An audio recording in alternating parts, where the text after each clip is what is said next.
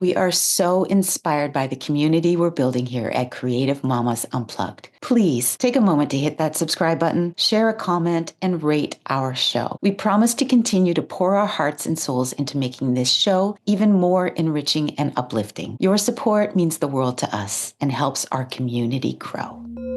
Be happy. Be happy. Be happy, Mom. Be happy, Mommy. Come on, keep your chill. Enjoy this time. Smile. Smile, smile, my darling. Count your blessings.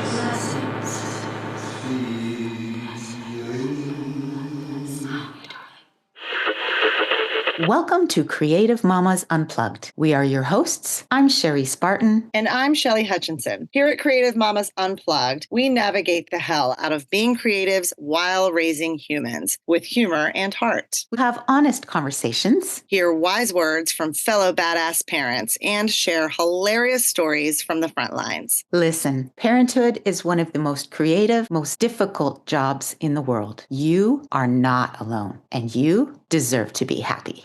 Welcome back, Creative Mama fans. We are beyond thrilled to introduce our first dad guest, the incredibly inspiring Arthur Gourounlian. Arthur is a creative director, choreographer, professional dancer, author, and now the creator of his very own clothing line, the AG by Arthur Gourounlian. His infectious zest for life makes him the perfect guest as we explore the challenges and joys of being a successful creative while parenting two adorable little girls under 3. In March of 2023, Arthur and his husband, Brian, released their documentary, Brian and Arthur's Very Modern Family, about their surrogacy journey in Ireland. His recent bestseller, Modern Family, Birth, Marriage, and Death, and Everything in Between, has captured hearts across the nation. From being forced to flee Armenia when he was 13 to dazzling the stage with icons like Rihanna and Beyonce, Arthur's journey is truly remarkable. He also co-hosts the podcast Death Becomes Him with Brian, where they grow to understand death through open conversation, humor, and honesty. Our conversation with Arthur was so fun. So join us as we welcome the inspiring Arthur Gourounlian.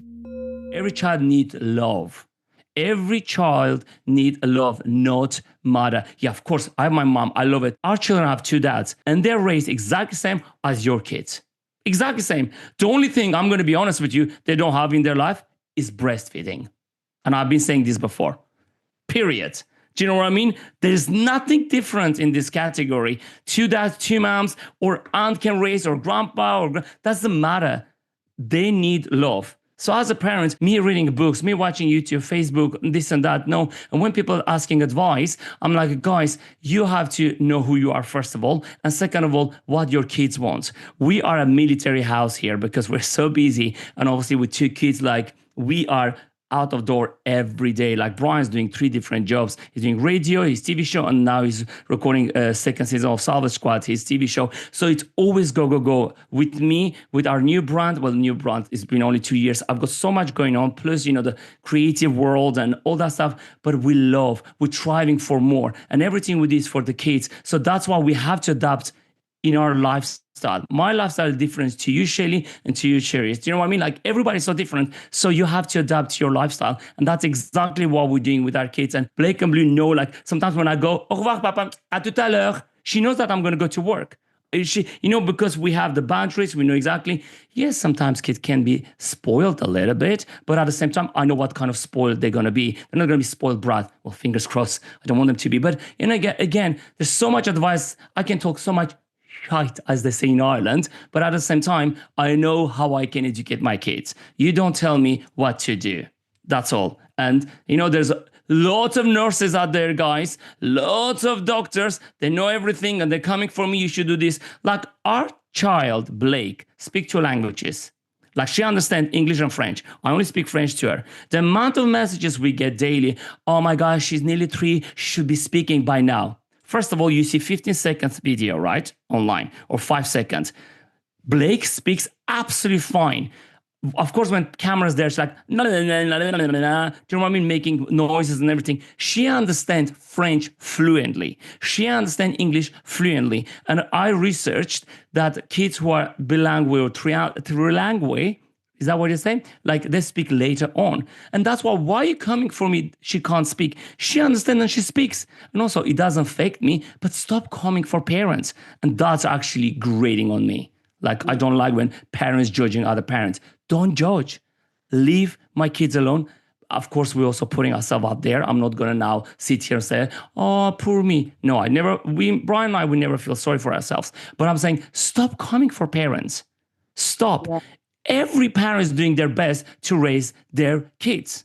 And I go back to the mother thing. What's annoying me when they keep saying, and I'm going to be honest with you here because we're talking honestly. The only reason it's coming, they need mother, is the homophobia because two men raising children. It's a homophobia. But now we're in a situation, Blake's go around saying, "Mommy, mommy," because she's watching Peppa Pig, or my sister-in-laws when the kids are calling, "Mommy, come here, mommy." She's calling mommy. When she see a girl now, it's like mommy. So she's actually said mommy with like, "Come here," or something. But we're going to educate them so they can grow up, love each other, and accept love is love. Do you know what I mean? So that's exactly what, and that's why when people are saying they need mothers, like, no, they don't. They just need a good education. That's all they need. Mm-hmm. That's all they need. Mm-hmm. Sorry, I'm a talker. I just can't go for it. Oh, it's Just- okay. Arthur, that's why we are so excited to have you today. Thank you. Obviously our podcast is Creative Mamas, right? Of course. Moms but it's love is love. Yeah. Love is love. And love you are our first dad guest. So we are so honored. Oh my God. No pressure. I hope I'm actually going to set the bar nicely, beautifully, so everybody can follow me. Honestly, thanks for having me. No, I when you messaged me, I was like, hell yeah. But I was like, but these moms, what am I going to say? What am I going to share my story? What am I going to do? But no, it's a pleasure. And it's an open conversation so we can talk. And again, I'm sharing my story. I'm not sharing George, Sebastian, Leon. I'm sharing Art and Brian's story. I'm not getting involved what you guys do or other people do. This is my life. This is my story. That's how I live my life, basically. Yeah. I mean, but here we are sharing very clearly similar or exact same parenting perspective and ideals, which is like there is no one manual for everyone, and love is love. And Totally. we, agree with you 100%. We also like to parent that way. And I think we also recognize too that, when we talk about not every child is the same, not every family is the same, not every marriage is the same, or partnership is the same, all these things that you're saying here, even within your own family, your children, if you have multi-children, your children are different. Totally. And it's like, you can't, so that's also probably complicates things in a beautiful way for us who have busy lives like yours, where you're in and out. And that one size fits all isn't working in your household because you have two different kids. So I love what you did, actually, going back to say, even within your family, you can have 2, 3 kids. They're all 3 different kids. So true. This is why are you judging my parenting that even if when you have 3 kids, why did you not educate your kids to be as your eldest? I'm sorry, shame on you then. You did something wrong because your second and third are wild. They're into this. Why? You see? This is why actually drive me crazy. Stop criticizing people. Everybody's doing their best because Blake, I thought she's going to be the wild one. But now Blue, oh my gosh, she's finding her character. She's a little rascal. She's like complete change overnight. So again, we parenting exactly the same, but it's out of our hands how the kid's going to turn out. Do you know what I mean? I'm like doing exactly the same. Okay, maybe I'm not taking as many pictures as I was doing with Blake because I had time. But, it's a different situation. But again, I love what you said. It's true. Even within your kids are different kids. It's nothing to do with the parents. It's just part of our DNA. We are born like this. We're different people. Not everybody's the same. So I completely agree what you said. Yeah. I talk to my kids about that all the time. And I mean, we talk about everything from, gender, because one of my kids was kind of exploring that for a little while, like, oh, Yeah. I think I'm gay, mommy, or, I don't really identify as female or male. What if I marry a girl? I'm like, bring it on, bring it on, baby girl. Yes, And they're really yes. there. And now that I'm a single mom and they know that mommy and daddy are separated, divorced, and, but we're still a family, and not every family looks the same. But Yeah. there's so much love in our family, their dad, me, between all of us, there's just so much, and that's really all that matters. And to be able to bring your children up in a world where no family is the same. And in fact, a lot of, cookie cutter, perfect families, and my daughter commented on that once, she was with a friend and was really like, Mom, I like our family, I love She's that. like, You she see, it's feels the because you love. have the love. Mhm. You have the love, you have the support. You didn't push her away. You didn't like, this is disgusting. What are you doing? You didn't like done that to your daughter. Like you actually guide her in the right direction. What do you want? I'll be there to guide you. I'm your friend. Well, I always say parents are parents. First I'm parents and then I'll be your friends because parents, you want to make sure you have the boundary, but you're there to guide her. Do you know what I mean? Guide them, guide her, guide he, she, whoever they are, whoever they want to be. So I love that the way, and look, she said, I love her family because she's comfortable. She's very comfortable. And like you said, love. Love is number one thing, and happiness. You have to be happy with yourself. Happiness. And that brings me to you are one of the happiest, most joyous, full of spirit people I've ever met. And you and Brian, going back to 5 years ago, I just fell in love with the two of you as well. And can you just give us a quick, because I know so much has happened between 2020 and now, but your career has absolutely flourished. I'm so proud of you. Thank you. Just give a quick, because you have a book, a documentary. You're a judge on Dancing with the Stars. It's insane. You're choreographing. You're like an influencer. You just share. Can you share a little bit? Oh my God. Yeah. Okay. Where to start? Right. First, listen, you know me. I love life. I love life from where I'm coming from, obviously. But when I was dancing in UK, when I started dancing 20 years old, I was very old, obviously. Started dancing and then moved to UK 2002. I never wanted people to feel sorry for myself. I was 21 years old. I didn't want them to know I'm a refugee. All my life, everything I've done, I'm very positive and I'm a doer. I don't wait for anybody because if I wait for anybody I would not be sitting here and talking to you, and it's not in an arrogant way. And I love myself. I always say, yeah, I do love myself. Why? Because you have to love yourself before you even go out there and shine, because I'm very confident whatever I have. There's things I can't do, obviously, but I've always been positive and confident, and I want to survive. From my refugee days, asylum seeking days, I'm like, I'm going to make my life beautifully. No idea what's going to happen. Don't get me wrong. I'm not going to give you this BS story, but I don't know. I'm just going with the flow, but I'm going to make things happen. I remember when I was dancing, people say, remember the thing Secret came out back in 2003, 4 or 6.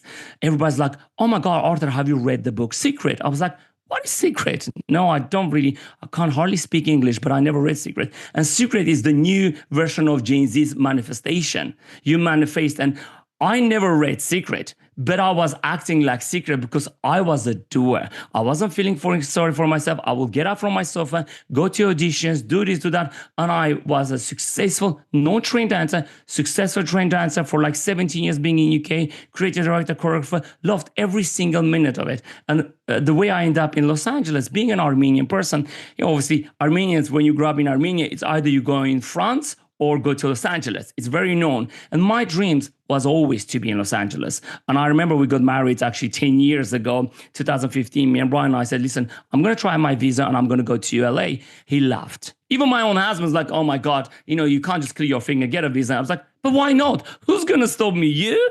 The amount of people told me I'm not going to be a dancer, I would have give up on work in a shop. No.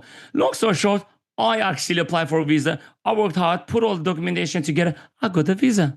So I moved to New York 2017. And then basically I wasn't going as a dancer anymore because I retired after 10 years. I did dancing 10 years. I was 30 when I stopped dancing. I could have carried on. But again, my mindset was like, why am I going to dance when I'm 39, 40, and then going to go back to square one? No, I want to next. So next, funny enough, it was meant to be hairdressing because I was a barber before dancing.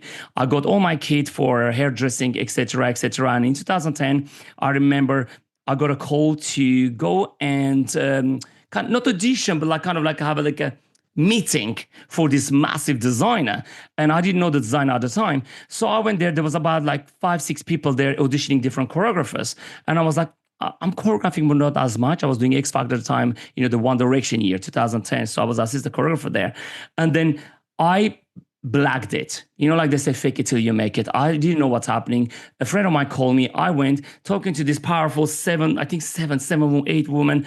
And then I went, left. 2 hours later, I got a call. It was 2010, November. Got a call, you got the job. It was to make Christian Louboutin dance in his own video. Christian Louboutin never danced, and it was to launch the first ever male shoes, right? And I went, me? What? No, I'm going back to hairdressing. I'm not going to be doing this. And then they said, no, we would love what you sold us, the story. I don't even remember what I did. I was like talking. I was creating it. I was like black and white. We have 2 girls. And then, thank God, I kind of remember. She helped me to remember, like, we love your idea. Long story short, I did Christian Louboutin. I created his first ever. He even said to me, thanks to my best friend, Armenian Arthur, he made me dance in 3 days. I made him dance. The guy can't dance. He never danced before. So they wanted free that step. I was like, he can't dance. He can't do tap in 3 days. That's no way. So anyway, long story short, that kind of pushed me away that I can do this. Let me put my hairdressing side and go and be a creative director, choreographer. Why not? If it doesn't work, there's always something else. I'll work in a coffee shop. Doesn't matter. I've done my dancing days. It's great. So long story short, I actually did that. And then I started choreographing, creating. And when I said to Brian, I'm moving to LA, I want to be a creative director, choreographer, he said, okay, but it's Los Angeles. What if you don't work? You're doing great in Europe right now. I was very, very busy. And lucky me, I moved to America, and then I auditioned for The World's Best. I was there just literally 6 months only. I auditioned for The World's Best, and I got the job as the creative director representing the judges. It was 50 judges with James Corden, RuPaul, Faith Hill, and Drew Barrymore. I was like, it's like a mirage. I was like, what? We started recording in 2018, aired in 2019. I was doing Macy Gray's European tour. I was doing this and that. So I was getting busy. Even together, we even thought we were going to do like some creative something, because I'm a doer. I'm trying. Why not? And then when everything was going very well, which was actually with Tony, we would start talking. And then Julie, they're like, okay, now we're going to take next level. We're going to do this. 2020, I remember it was the hardest email. We had to decide so quick. I emailed, said, guys, thank you so much, but I'm going to leave for Europe. And I remember Julie emailed me, said, Arthur, are you serious? We're starting to push you. It's going to happen. It's happening. So it's good. I was like, no, Julie, my gods are always right. I have to leave LA. I have to, because it's the unknown. It was March 2020. I was like, my gods are always right. And I always followed my heart, always. Money, success doesn't matter to me. I just want to follow and be, remember, happy. And I said, I'm going. I called Brian, moved back to Ireland. And then for 2 years, really nothing was happening. And then I remember 2021, we were in lockdown, and then I got a phone call. Again, it's random, from the Dancing with Stars producers, Eugenia. And she said, hi, darling, listen, you're in Ireland.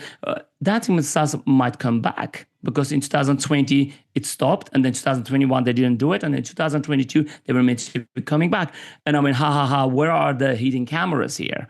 And she said, no, it's actually, we were wondering if would you like to audition? I mean, are you serious? And she said to me, yeah, we would love you to audition. And I was like, what's worse can happen, guys? Let me send the tapes. It was June 2021. I'm very good with date. I sent the tapes. I didn't hear anything. I was like, I didn't get it. There's so many dancers. I can't hardly speak English. I'm not going to be on national television here in Ireland judging dancing. Anyway, end of August, I got a phone call. Hi, Arthur, you gone through? Can you come to do the screen test? I went, what? I was like, no, this is crazy. I said, okay, again, what worse can happen? It's a good experience for me. I love TV. I've done TV for like literally 23 years, whatever. I went, did the screen test. There was lots of people. And then, you're doing the desk, you're commenting on dancing. And then I left, didn't hear anything. I was like, it's okay. It's okay. Again, when I was a dancer, guys, remember, I never was scared or cried if I didn't get a job, my friends in UK couldn't understand. They're like, how can you be so calm? I was like, but what's worse can happen? I've seen worse in my life. I've seen people dying in front of my eyes. Me not getting a job, a video shoot, that's fine. That's absolutely fine. And then nothing. in October 2021, I get a phone call, the dramatic call. Yes. Hi, Arthur. I was like, oh, yeah. Okay. Hi, Eugenia. How are you? Da, da, da. It's like, yeah, listen, it was a difficult call. We had so many people. I was like, oh, that's fine. So we just needed one judge, and that judge, it's, that big post, you. When I say I don't get nervous, panic, or my knees literally went. I mean, like, what? That was October 2000. I was like, what? And I tried to be cool. And I remember I hung up. I said to Brian, oh my God, I got the job. He screamed, like, no, oh my God. Da, da, da. So it was good. And my life changed here in Ireland, January 9th, 2022, when I sat in that chair. Obviously, I always said I don't replace someone. And may he rest in peace, the judge who was before me, he passed away. So I remember when people said, oh my God, you got big shoes to fill. And I always said, no, I'm not filling any shoes. I am Arthur Gourounlian. He was he. So I am actually going to sit in that chair as Arthur Gourounlian. I'm not filling any other shoes. So because I am unique. He was unique. You're unique. Why am I comparing myself to someone and why am I going to copy them? No, and I met the guy just once. I sat there, and of course, with press, it's the biggest show here. It's the biggest show. And with press, you're panicking like next day is going to be a car crash. Something going to happen and people going to hate you. It went, and I went, next day I won the biggest radio show. And it was like, those little things, new star is born, blah, blah, blah. I was like, oh my God, it worked. Because I sat in that chair in 2022, 9th of January. I sat there and I remember Jennifer Zamparelli, the presenter, said, hello, Arthur, welcome. I went blur. It's live TV. I was like, blur. And I said to my head, I remember so well, I started sweating a little bit. I was like, and I don't get nervous. I said, either, sorry for my language, I'm going to fuck this up or I'm going to go with the flow. And I went with the flow, and since it's my fourth season, I've been doing, and it's been absolutely amazing. And Ireland literally welcomed me with open arms. And that was just the beginning. And I always say, I've been here 5 years, guys, but only active 3, if you think about it. 2 years I was in lockdown. I only been active since 2022, and everything literally started coming. In 2021, that's where we started the surrogacy journey. Because before we got married, Brian, I remember we got back together. He said, now we're back together, you have to ask me to marry. I was like, if I ask you to marry, I want kids. Family is number one thing for me. I always want to have family. Always. My dream was 3 boys. I don't know why, but because I know what to do with boys. The girls, I never really, all my friends had boys. I was like, I can't change a boy, but what am I going to do with a girl? And then 2021, we sat and we've been so blessed, so blessed with my sister-in-law who carried our both children. I remember, because lots of people over and over, they were joking, saying, that you have 6 sisters. Brian's got 6 sisters. And he said, surely one of the sisters can carry your baby. And you laugh, you're like, oh, come on, no. We have so many female friends. I know I'm a gay man, but I feel like I don't have gay friends. I've got more female friends than gay men around me. And I remember Aoife researched, and she knew she's the only sister who never had kids, research. And I remember we're in lockdown in January 2021, they went for a walk in darkness, sad, very dark, ugly day. They went for a walk, came back in darkness, and then they said, we are having a baby. And when they said that, we start shaking. And I said, wait. What do you mean we are having a baby? And they said, well, we spoke with Aoife, and Aoife is willing to be our surrogate. And we all literally start crying, had goosebumps. And then as you do in Ireland, you put a kettle on, cup of tea and biscuit, and you sort all your problems and design everything around the cup of tea. So we put a kettle. Okay, it's dark. We haven't even put the light. It's dark, pitch dark. We can hear the kettle and then the biscuit, and we start crying like, we're having a baby? Are you kidding me? But we didn't know where to go, what to do, where to start. There's no legislations here in Ireland. So it was unknown to us. Because prior to that, we were in LA. Me and Brian, I always want to adopt. And we went to the 2 adoption agencies in Los Angeles. It was amazing. They were like, oh my God, you're the perfect candidate. Oh my God. But again, everything happened. So we have to put a pause. And that's how this is even before I kicked off in Ireland. And then obviously we were put in touch with this massive lawyer, Annette Hickey, who was God sent to us. We had a Zoom call with us. And for I think 3-4 hours, we were on a Zoom call talking. How can we do this? How can we do that? So much has happened.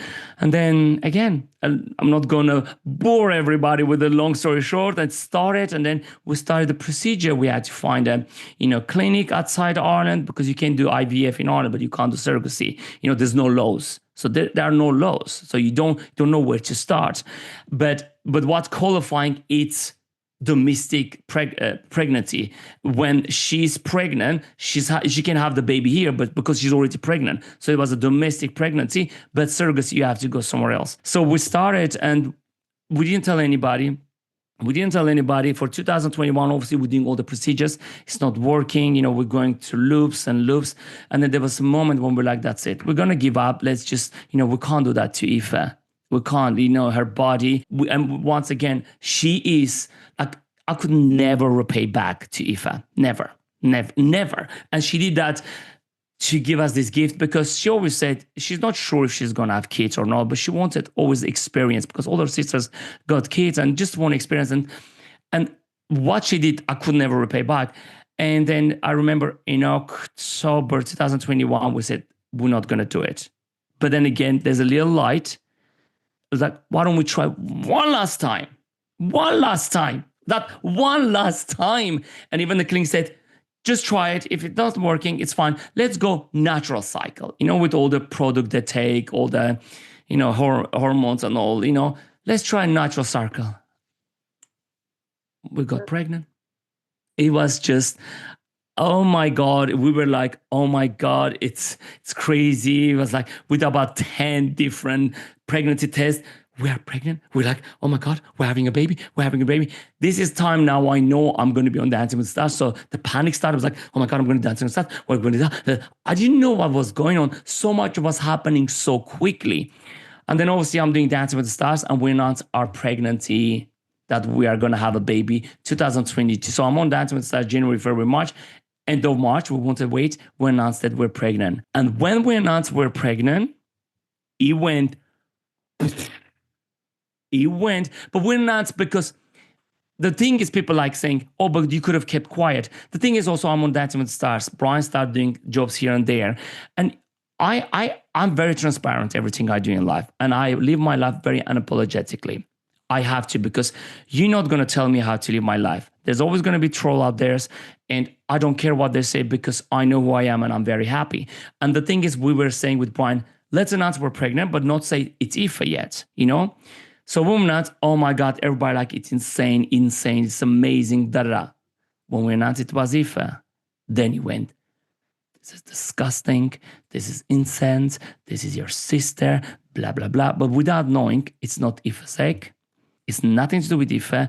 Aoife just a surrogate, just carrying. So it's kind of, I say, listen, that was 3%, but you always listen to that 3%, right? And it was like, educate yourself. Educate. Surrogacy has been around for a while now. So educate yourself. It's not a egg, nothing to do. And obviously, but again, it's hit. But then I was like, no, they're not going to destroy this beautiful momentum for us. And I remember it was every news. It was on Sky News. It was CNN. I think everywhere that Brian Dowling, the surrogacy sister, like we were like, why is such a big deal? And then people started attacking us. Oh yeah, the only ones doing surrogacy in Ireland. There's so many other gay people doing it. But again, I was like, did I say I'm the only one? I always say, we are pregnant. It's our story. Like we started this conversation earlier. It's our story. I never took away from other people. Never. I'm just, because we're so proud and loud. Yes, people doing surrogacy here in Ireland, but they never talked about it. But we were so happy and proud. And that's why when we did, then the beauty started. The amount of people said, we didn't realize that your family member can carry a baby. I didn't realize that, because obviously we find out Brian wasn't fertile, and that was like killed us completely. So we're like, but then they were going to do surgery on him, and like, you know what? No, at least we have Arthur still valuable. One of us can still give something. The amount of messages we had that their husbands are infertile, it's not their sperm and that they had to have a sperm donor, but the family don't know. They said, what you guys done is just incredible. The when you went out there and spoke about your surrogacy journey, thank you, thank you. I still have messages. People start doing, their sisters start carrying for gay couples. Lots, like we opened the window for so many. And I always said, I'm not an advocate. I'm talking to you guys because we're having a conversation. Me and Brian are not advocates. We are just, again, sharing our story. There are so many people working for legislation for, they are the advocates for 20 years, try to get the name on the birth certificate. Because right now I'm the father on the birth certificate and Ife is the mother. But they try to pass the law in Ireland so Brian can be the father. If not, after 2 years, he has to adopt. And we're refusing that because why would I adopt your kid? We are the parents. So we're waiting, fingers crossed, it's going to go through. Don't know when, but apparently it's going ahead. And Annette Hickey said, you have no idea how much you've done the past year and a half. And we don't, because we're living our lives in public eye. We're living our lives showing joy, sharing joy. He said, the amount of buzz you created, it's been incredible. It's just, again, I'm not advocate. I'm not going in a parliament and talking things because I'm not political person, but I'm sharing my story. And every day, even yesterday, I have a message. This lovely lady said, my daughter's at that age now, like yourself. She said she want to find out how the baby's coming and how come Brian and Arthur have 2 girls because, science, all that stuff. So she explained beautiful way, you can have this and that. And she said, Arthur, thank you so much. Because you are up there talking about it, it's helping my 2 daughters to understand. And we're like, oh, makes sense. Okay. So it's not disgusting. It's how you educate your kids, how you actually project your love or I'm not the most intelligent person, but whatever knowledge I have towards your kids, you have to educate in the right way. If now I say gay surrogacy is disgusting, of course my kid's going to grow up and thinking it's disgusting, right? Am I right or wrong? That's not rocket science.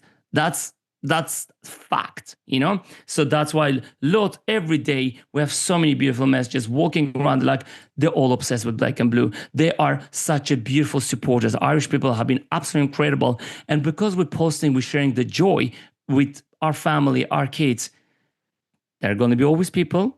We're calling out 3 things. We have the jealousy, homophobia, and the racist.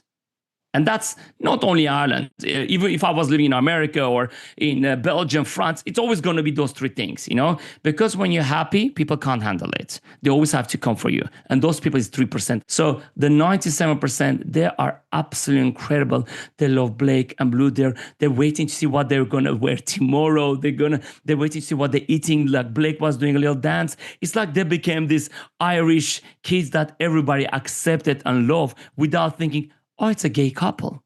They don't see that. We're normal now, if you know what I mean. It's a weird feeling, but I'm like, what's normal? So there's a lovely lady came to me. She was in a wheelchair. Oh my God, I love you so much on Dancing with Us. So beautiful. And then kisses, taking pictures, and then left. And the daughter came to me and said, Arthur, we're huge fans of you and Brian in our household, but I have to say, my mother was a homophobe. She told me outright, my mother was homophobe. And watching you and Brian living your life like nothing ever happened, opens her eyes. I think she was 85, 87. Her eyes, and she was like, oh, again, the word normal. We were normal. Mm-hmm. But again, what's normal? Do you remember? I don't get it. But we want to share love. And for that woman, but then I couldn't take it if it's a good compliment or bad because she was a homophobe, but at the same time, she loves us. So I was like, but at the same time, she's learning at 85, 87 years old. You know what I mean? So that's why, be kind, love each other and support each other because those negative comments, reading it, why do you even have to say those stupid negative comments? Why? Are you that sad in your life that you're coming for me? I've done nothing wrong to you. I'm not asking you to pay for my mortgage, rent, my car, my food, my everything I put on the front of my kids. I'm not asking you for that. So leave me alone. But they will say, why are you posting then? If you can't accept the negativity, stop posting. But I'm posting because I'm happy. I'm not posting to hear your negativity. I don't care about your opinion, but you don't have to be vile. That's all. I mean, I can show you messages you won't even believe. Like it's endless. And also I know I have like the 20 people always coming. Like the other day, somebody said, go die. Sorry for my language again. Go die, you French, C-U-N-T. I was like, oh, get your facts right. I'm Armenian, actually. And then one other one saying I was flying away. And I was like, oh my God, landed safely. Oh, shame that plane landed. Like so many comments like that. And it's the jealousy, it's the homophobia and the racism. Go back to your country, learn to speak English, but it doesn't affect me, guys. It doesn't. I'm not going to sit here and say, poor me. No, it doesn't affect me. I love my life and I'm very proud of what I've achieved. And I'm not going to apologize for that. Well, that's what I love so much about you is that you have no apologies and you want to spread joy and you are out there just living your life. Where you inspire me is you are out there, you're living your life, but you're not afraid of those that are going to judge you because you are making a positive effect on so many more people. So your choices, you're stepping into the public eye, you and Brian both with your beautiful children, knowing that there are going to be trolls out there and there are going to be people who, feel this way. But you're not afraid to continue to just be out there. It's just really inspiring because you know what? If I was afraid, I will stop my life. I'll go lock myself in the room and never come out. Yeah. Or I switch all my social media off, never post my kids, never post myself because they're saying that I have to stop living my life. Are you kidding me? Never. Au contrary, the best revenge in life is success and happiness. Once you have that, nobody can touch you because nobody's going to tell me how to live my life. No one. Unless my mom said, don't do that, even though I don't listen to my mom. She said, don't do a tattoo. I'm covered with tattoos. So, do you know what I mean? Like, I love you, mom. But do you know what I mean? Like, don't come for, let everybody live their life in happiness. If that's their journey, let that journey to be theirs. This is my story. This is our story. This is our life. Let me live my life. Like Brian and I will work so hard. I'm a doer. I'm like, come on, let's go. It's never enough for me. Brian will do 5 million jobs. I'm like, you can do more. I can do more. He was like, oh God, how much more? I was like, more. Because as a showbiz, you know how it is, guys. You could be hot now, tomorrow finito. We don't know. Time can take it. We're not getting any younger, He's going to be 47 this year. I'm going to be 45. So that's why we are workaholic. We love working. And some people, they never see their kids. No, I see my kids. I know you're saying you're working a lot and you're grabbing onto every opportunity right now. But I mean, you have so many projects going on and you have the babies. Like, how do you do it all? It's a hard question because we're not 95 workers. We know it. And there's nothing it's so hard to answer that question because I love my job. And like we said, when we have the babies, we will do anything for them. Because again, now my purpose in life is working for our kids. Before we were making money for what? For spending, having fun, partying, buying a new Gucci top. Who cares? It's just material thing. I'm moved 36 houses in my life and I'm 40. I'm going to be 45. Where are my stuff? I don't have stuff because I'm not materialistic. I don't care about material. I just want to enjoy the momentum. And that's why now everything we do, it's for black and blue. And trust me, every time we have time with them, it's like this. We never take a moment for granted because we know how blessed we are because we wanted this for such a long time. I am constantly trying to figure out how to have some kind of balance and I'm just curious. I think because all my life, Brian and I, when we're together only, no kids, nothing, it was so easy. You can buy your ticket, fly to Amsterdam without no worries. All my life, like me and Brian, obviously, we were together and we did so many things. Sometimes I will go for 3 months away for work. As you know, as a dancer, choreographer, you're going away. He was presenting a show, going away. But since we have kids, our prerogative changed completely. Of course, we're still living our best life. Don't get me wrong, we are. But at the same time, our priority is our kids. But also we're not stupid. We have to work because if we don't work, who's going to pay for my bills? I have to get out there, knock, let's do something together.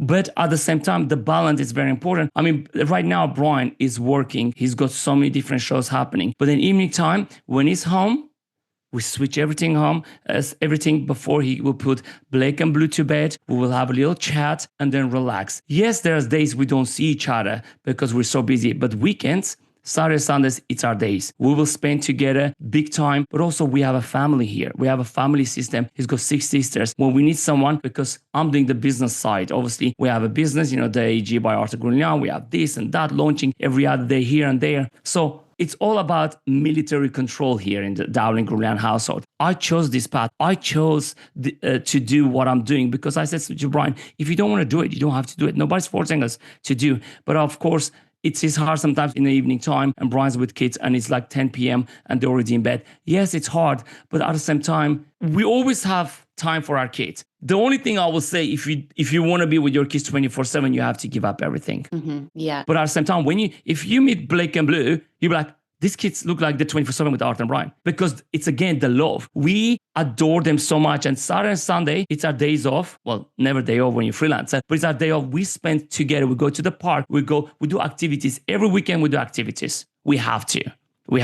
It's like part of us. If we don't, I feel like anxiety. I was like, my God, I can't stay at home. It's a beautiful weather. Get out there, do something. Again, don't feel sorry for yourself. Get out there. Stop watching Netflix. Get out. And that's what we do. So it's tough. Because ideally you want to spend as much time as you want with your kids. But then it's coming to the conversation, like so many parents out there working 9 to 5, long hours, and their kids are in crash.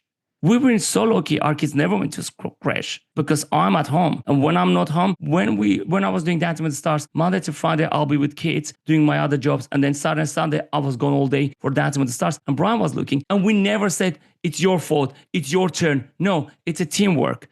There's no I in team, as they say. It's we. So if I can't look after the kids, Brian's like, oh yeah, go do your thing. Because we're not jealous also. As a couple, we're so proud of each other to do everything we do. Creative Mamas Unplugged is produced by Breatheasy Productions with music by Jeremy Jurin. If you enjoyed this episode, please don't forget to give my mama 5 stars and keep coming back. Thanks to us kids, there are plenty of stories to tell. And you are not alone. Bye for now.